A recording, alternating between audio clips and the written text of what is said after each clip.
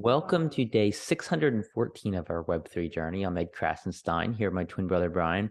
And remember, these videos are being sponsored by NFT Tech. They're an investor in DSoFi, the Web3 mobile app built on the DSO blockchain.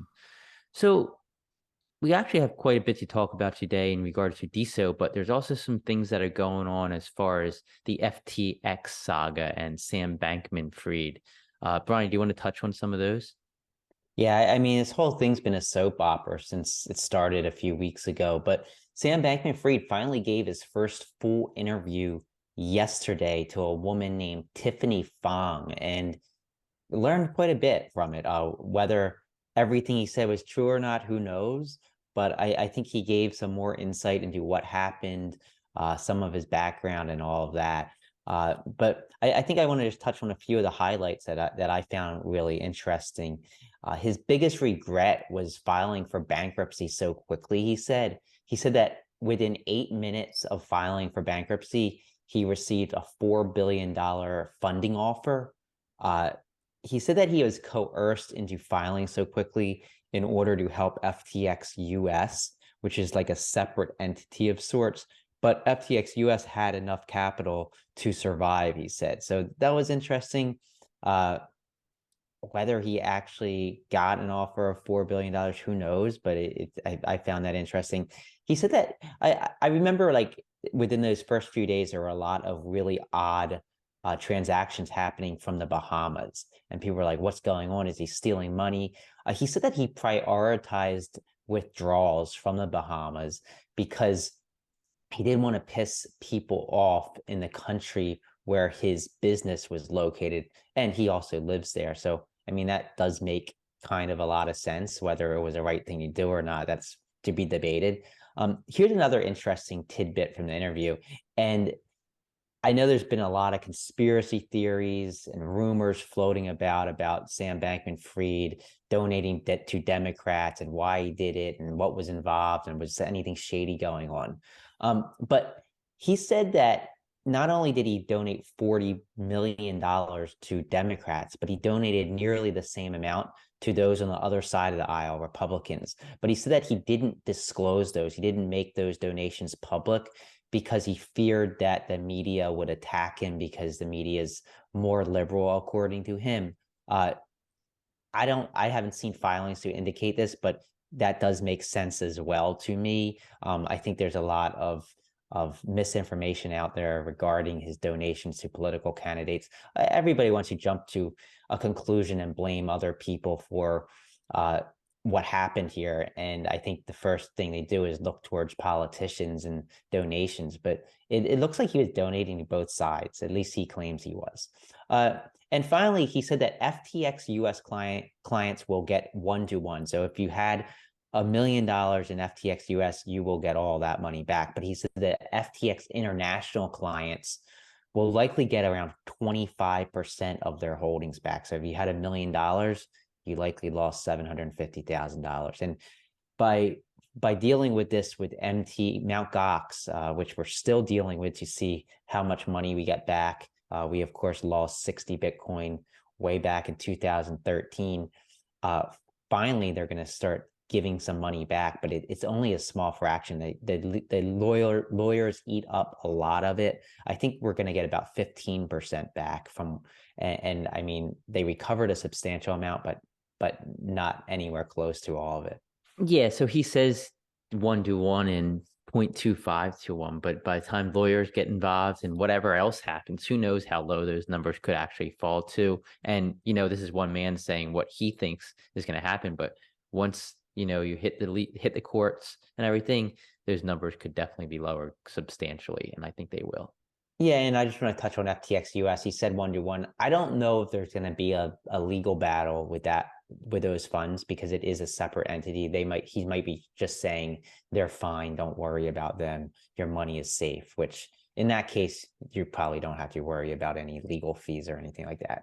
Yeah, it's definitely going to be an interesting follow. And I believe SBF is supposed to be on Mario Nawfal's show. I believe it's tomorrow, Brian. Am I correct? Yeah, it's tomorrow if all goes as planned. At noon Eastern time, I believe. Yeah, Mario is doing an amazing job. It's amazing that he's having these guests. Of course, he had Elon Musk. He had He had CZ from Binance. He had Hunter Biden.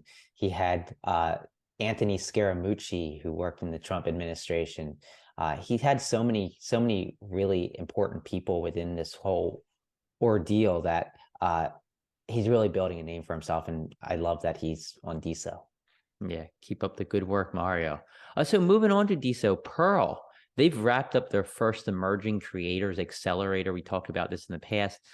They made a post yesterday introducing the DSO community to one of these emerging creators who took part in this accelerator. Her name is Victoria Leandra. Leandra. Yeah, Victoria Victoria Leandra. I'm Leandra. sorry. It's hard to read when all the letters are lowercase. Anyhow, sorry, Victoria. But she's an award-winning journalist, podcaster, travel and culture influencer, and you can subscribe to her on Pearl. So this is something that Pearl gives you the ability to do, is subscribe to creators. And if you do subscribe to her, you're going to be able to learn about her successful mindset tips and the habits of the highly achieving female CEOs, plus additional stuff that she provides on a daily basis. She's going to follow back her subscribers on Instagram and TikTok, which I find like an interesting idea. And she's also going to offer DM access. So if you send her DMs, you'll be able to get a response. So it's going to be cool following her and subscribing to her on Pearl. And I can't wait to see more influencers come on to Pearl.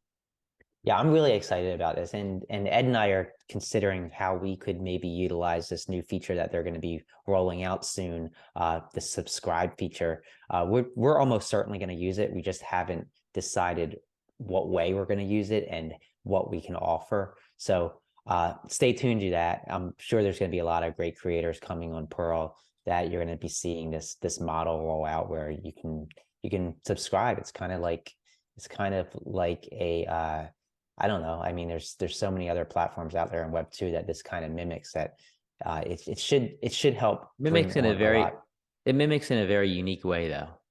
Yeah, exactly. And it should help bring on some influencers and those who follow those influencers. Yeah, so definitely. Whale Shark ETH has launched another new NFT project. And this is a really cool one. First, I want to say I love how Whale Shark is integrating utility into his NFTs, because personally, I think that's where the NFT space is headed, towards a more utility-driven market. But his new project is called Ads by Whale Shark. And he's releasing a series of 3 NFTs that can each be redeemed for one post on his Diamond feed. And of course, your Diamond feed is also your feed on other DSocial but world. He made an interesting post, and it seems like he doesn't guarantee the post on other nodes. So I'm not sure exactly how that's going to work. Okay, so he will only sell 1% of his total posts. So if he's making 100 posts a week, only one of those a week would actually be a sold post via this NFT. It's going to start with a supply of just 3 NFTs. Each NFT will have a minimum bid of just 1 DSO, so about $8.90 as of filming this video. One will be auctioned off every week. The auction will last 72 hours, so 3 days, and awarded to the high bidder on NFTZ. So it's going to be a timed auction on NFTZ. Be sure to check it out. He reserves the right to reject an ad. So if you're going to be selling ads or wanting to advertise something controversial or maybe way out there, he can say, hey, I don't want this ad on my feed. He also wants to limit the ad to 200 characters or 1 image. And the NFTs never expire. I guess maybe they'll expire when Whale Shark expires, but that's not going to be for 200 years. Yeah, okay. Yeah, so I love what Whale Shark's doing. He comes up with so many unique ideas, and most of them are, like you said, utility driven. He's experimenting though, like he doesn't know if these things are going to work or if they're going to fail, but he keeps trying different things, and it kind of brings new ideas to the community. So keep it up, Whale Shark. Yeah, I love what he's doing for the DSO NFT ecosystem. Yeah, so it's Aditya. He released a demo of his new Circleit app that was created as part of the DSO Labs Crypto Winter Hackathon. So it's in beta. If you go to beta.circleit.app, you can check it out, try it out, sign up, experience it. He asked the community to test it out using a test account though, because he says there's still bugs and he doesn't want you to like screw up your account by getting some kind of weird bug. It looks amazing. It reminds me a bit of Discord, but in my mind, it's so much cleaner. It has so much potential in my mind. It's something that I think the DeSo communities need, is like the ability to segment communities and create these groups. So check it out. I just want to congratulate Mr. Preet and his Aditya on this. And I can't wait to see the app once people start making a bunch of circles on it. Yeah, I checked out the video this morning, which you saw us playing a few seconds ago. But I think it's important that you have these group applications out there that allow for discussions around topics. And I've said this so many other times, that's what's going to keep people coming back. They're going to get involved in these discussions and then want to keep on checking back to see how that discussion has evolved. And Ed and I, we ran forums for over a decade. And we kind of understand how important it is to have a strong community built around an ecosystem that keeps you coming back and keeps you participating and engaging in the conversations. And I think something like Circleit definitely does that for the DeSo blockchain. Absolutely. And additionally, Anku, he posted that they have wrapped up their code for Waverly App, and it's been submitted to the DeSo Labs hackathon. This is an extension, it's a Chrome extension, and they submitted it to Chrome Web Store for review. We're not sure exactly how long that's going to take before it's approved, but as we talked about a couple days ago, I believe it allows you to mint NFTs, it allows you to make posts, and it allows you to give diamond showers. You just type in the username, type in the amount of diamonds you want to give, and it automatically gives diamonds to that user. So I expect we're going to see a lot of diamond showers in the coming weeks ahead. I can't wait to try it out myself. Yeah, we got a shower, I think, a couple of days ago from Anku. So thank you, Anku, for the shower. I needed that diamond shower. I was getting a little grimy. Yeah, and speaking of the Crypto Winter 2022 Hackathon, thanks so much to Masha Len. She has released a super informative list of all the Crypto Winter 2022 Hackathon projects. And in that list, she details what they are and also provides a link to the app if it's available right now. I just want to touch on a few that I hadn't heard of until I read this list by Masha Len. Space-Time 3D NFT avatar. So this is going to be a 3D avatar NFT creator and minter. It's going to be an app created by Alpha Omega Graphics. I think this has a lot of potential. So it's going to allow you to create an avatar and then turn it into an NFT, mint it, and then use it in different metaverses. So great idea. I think this is something the space needs, and I can't wait to see how many of these avatars are created. Do people start selling them? I don't know, but it's super exciting. Also hashtag helper. It's an AI bot that suggests hashtags for untagged posts. It's going to help with content discovery and forming communities, and it's created by Free Trade. So looking forward to that as well. And finally, Casalytica is an analytics app on-chain for on-chain content. It's going to show impression statistics. I'm interested in seeing how they manage to do that, but it's created by Al Zubier, and it sounds pretty interesting. Yeah, I can't wait to see all these projects come about. I think it goes without saying that this hackathon is definitely going to spur on a lot of innovation on the DeSo blockchain. Yeah, and it shows that maybe the DeSo core team should be having more hackathons as well, which I know they intend to do so. But DAODAO, I haven't heard much about that from DAODAO in a long time, probably several months now since anything major has happened with the app. But they've decided to be renamed. So now all DAODAO holders are going to be a place a vote on DAODAO via the link above this video. If you own any DAODAO tokens, you're going to be able to vote on the new name. And that list of names, they provided 10 different names that are going to be voted on. One is Carrot. Two is Crowdfund, followed by DeSo Dues. DeSo Dues or Deuce? I don't even know what that. Deuce, maybe. DeSo DUSE. Is that Duce? I don't know. I'm sorry. Empower, EMPOWR, Group Strap, Open Fund, Launchpad, Spark, Movement with a 3 in place of the E, and Raise. And like I said, voting's now open. Right now, Open Fund is leading in the voting, followed by Raise and Empower. Brian and I actually voted on Raise. Yeah, and I'm kind of having second thoughts because I really do like Open Fund, and I just feel that it kind of goes along with like the last couple years that you have Open Door, you have Open AI. I think it's just very futuristic, that word open. So It I would is. be happy with Open Fund if it does win out. I think Raise is short and sweet as We well. could I think change our vote. It's not too I, late. We I can still change it. I think something else that needs to be considered is the domain names, or the domain names that are available for these. So I think that's important. Well, I mean, there's so many different extensions now. You could Yeah. do use io.app. So I don't know if that's as important as it used to be, where everybody wanted to get the .com. Right, right. But I think that you want to have that preference. You're going to want to be choose the one you want, and something like Raise or Spark, I think might be tough. Open Fund might be a little bit easier. I don't Yeah, know. that's a good point. Yeah, so moving on, Paul Burke, DSOG Paul Burke made an interesting post yesterday.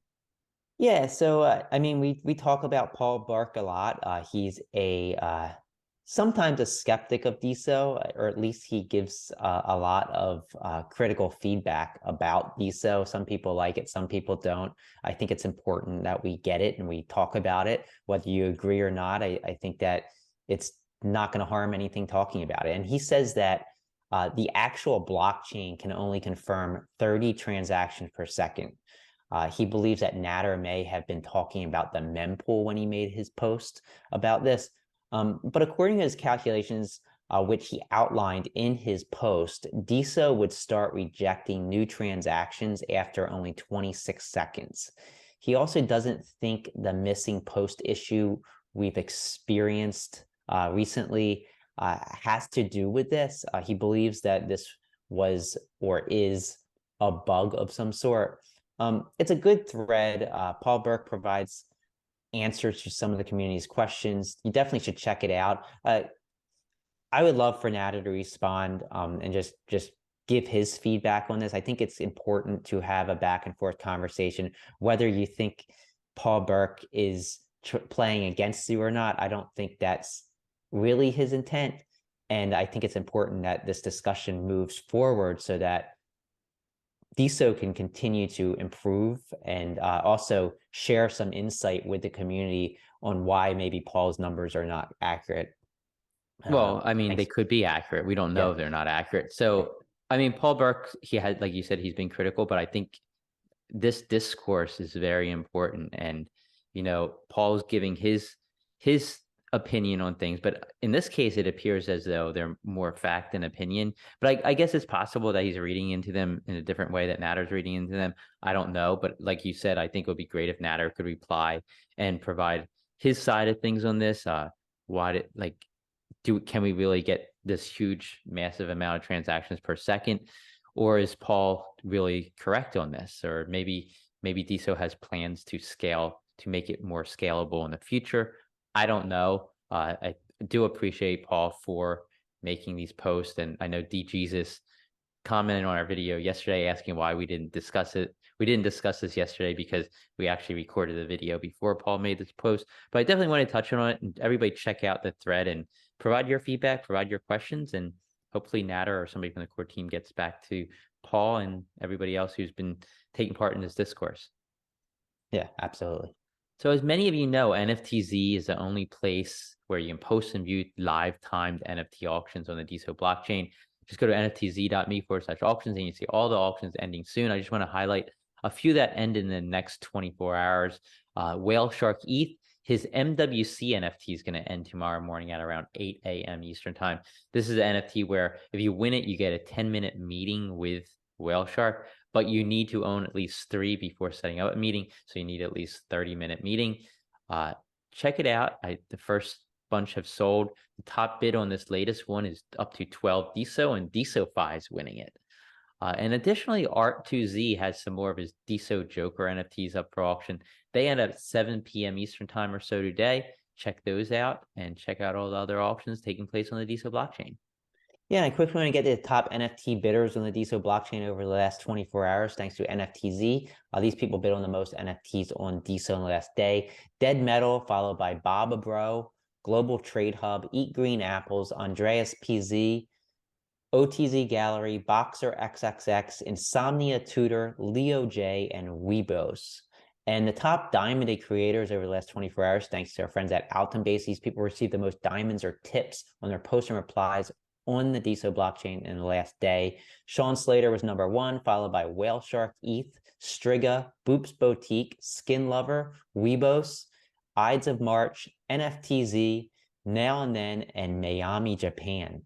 Congratulations to all who are earning on Diamond, or DeSo, I should say. And take a look at these events that are taking place today. Once again, thanks to Miss Katie Ann for providing the list. A lot of good events taking place. And everybody have a great rest of your day.